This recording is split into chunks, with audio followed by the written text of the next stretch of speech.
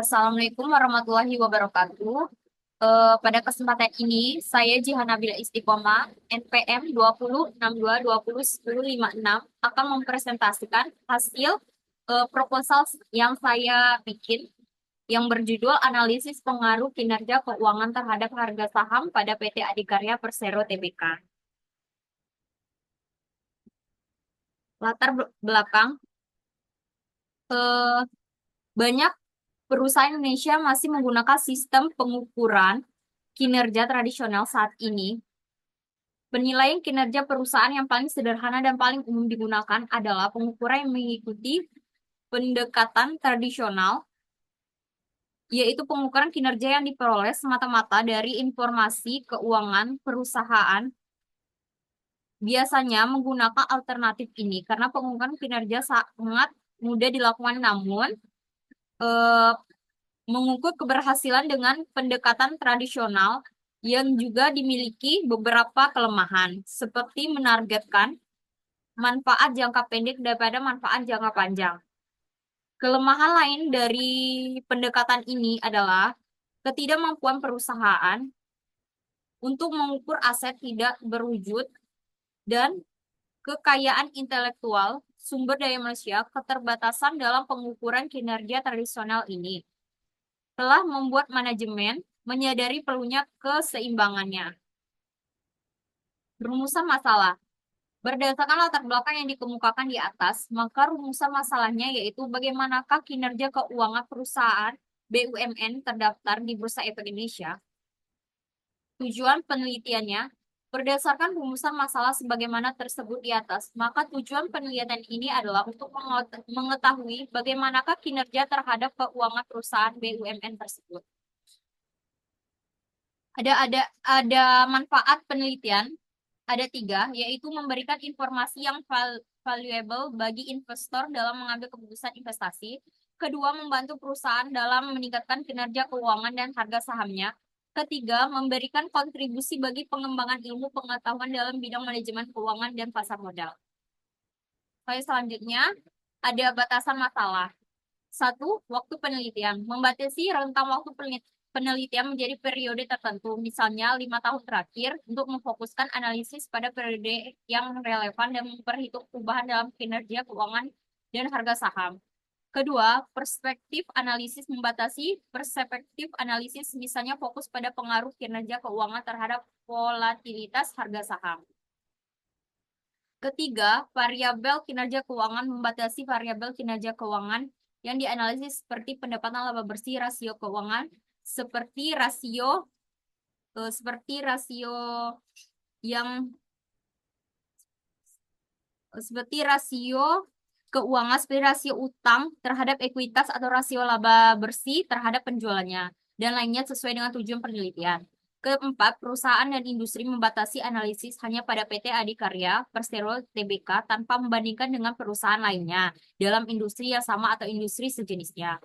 Kelima, sumber data membatasi penggunaan sumber data tertentu seperti laporan keuangan publik, dasar data pasar modal, atau data dari lembaga riset pasar terpercaya untuk membatasi keandalan konsistensi informasi yang digunakan dalam analisis. Itu kerangka pikirnya ya teman-teman. Eh, ada dari bawah PT Adikarya laporan keuangan, analisis kinerja keuangan perusahaan BUMN yang terdaftar di BEI PT Adikarya. Penelitian terdahulunya ada Anita Herawati Supriyanto 2019, analisis kinerja keuangan pada PT Semen Indonesia Persero Tbk yang terdaftar di Bursa Efek Indonesia, yaitu mode kuantitatif. Secara umum, kinerja keuangan perusahaan berdasarkan profitabilitasnya belum efisien. Kinerja keuangan perusahaan belum efisien disebabkan penurunan masing-masing dalam 3 tahun pada gross profit margin dan net profit margin, return on asset, dan return on equity. Selanjutnya, Arsita Y 2021, analisis rasio keuangan untuk mengukur kinerja keuangan PT Sento City Tbk metode statistik deskriptif.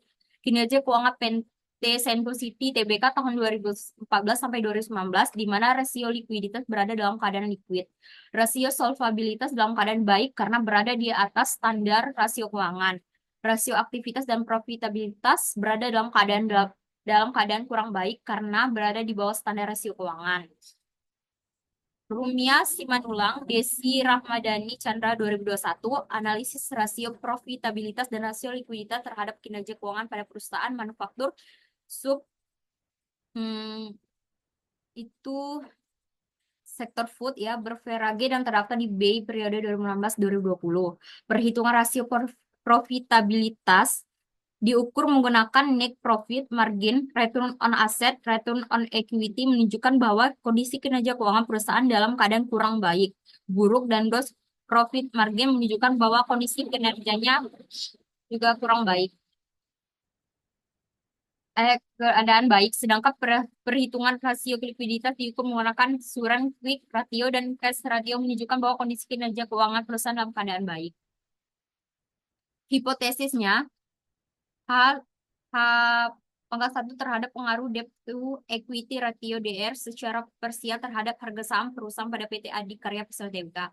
H pangkat 2 terdapat pengaruh earning per share EPS secara parsial terhadap harga saham perusahaan pada PT Adi Persero Tbk.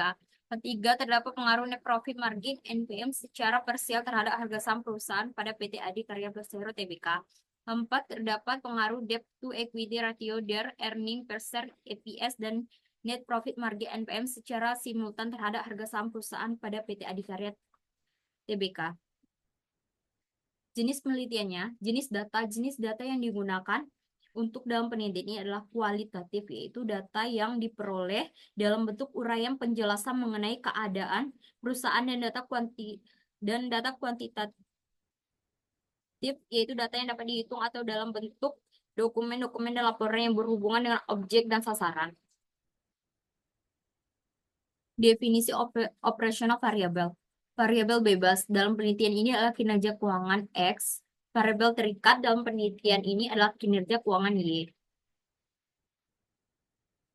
Metode pengumpulan datanya, studi kepustakaan, studi pustaka berisi uraian tentang teori dan praktik yang relevan dengan masalah yang diteliti, termasuk membahas relevansi antara teori dan praktik. Mungkin ada pendapat yang berbeda. Studi kepustakaan untuk memperoleh teori yang berbagai literatur dari buku, jurnal, skripsi, artikel, dan informasi relevan dan dengan penelitian ini dapat dijadikan pegangan dalam penelitian.